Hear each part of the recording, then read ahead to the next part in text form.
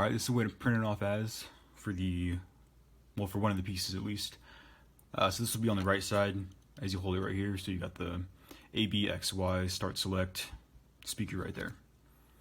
And then it printed off pretty well. One thing I need to change is increase the width of some of these points, because as you can see, like this part snapped off too easily. So did these things. That's why you see so much super glue around these 3 points right here. But on the whole, it went off pretty well. So we've got the start select buttons that look like that. They just fall in place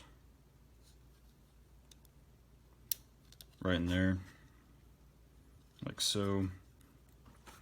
This piece then has got those 2 buttons, 3 screws, and that just screws in like so. I'll have to solder on some wires to those points for the buttons, but that should not be an issue.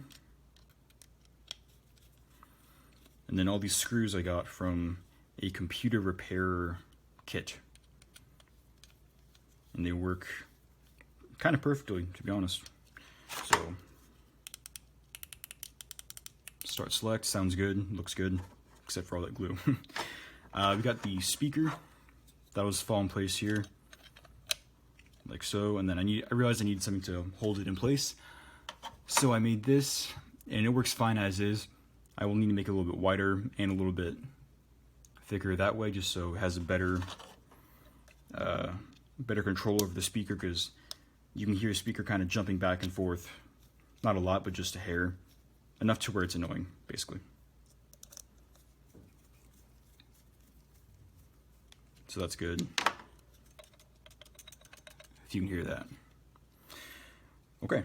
Then we got the buttons themselves. We got that one. We got A, B, X, Y. So those fall in place.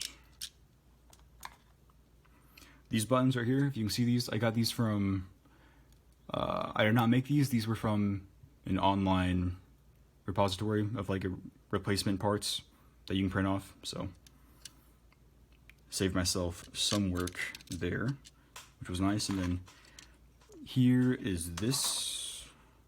It's the button pad. Annoyingly, there's a small gap, if you can kind of see that, between the board and the buttons themselves, but once soldered on, they stick there pretty fine. So same concept as the start select buttons.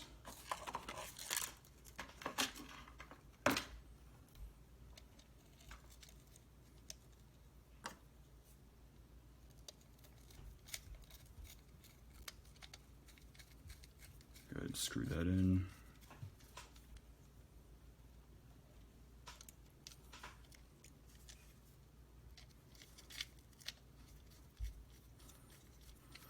And it doesn't sound perfect yet, but this won't be the final print, and I need to sand it down still. So it won't sound quite as annoying as that does right now, but it'll work fine. The shoulder button used the same concept I initially thought. Just in practice, it came out a little bit different than I was expecting.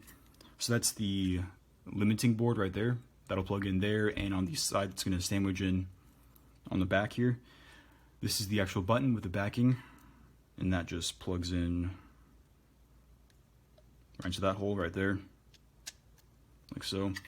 I designed this shoulder button right here, so it's got a little cylinder that'll plug into the hole right here, and then I've got to drill a hole on that side because for some reason that didn't print off with a hole. I don't know why, but yep, so that falls in place. And then once I sand down that, that'll be a more even connection, if you can see that. But yeah, it works well enough as a button. And so it can't fall out that way because of this piece right here. And then just the backing for the button is right there. So it looks pretty good, I think, so far.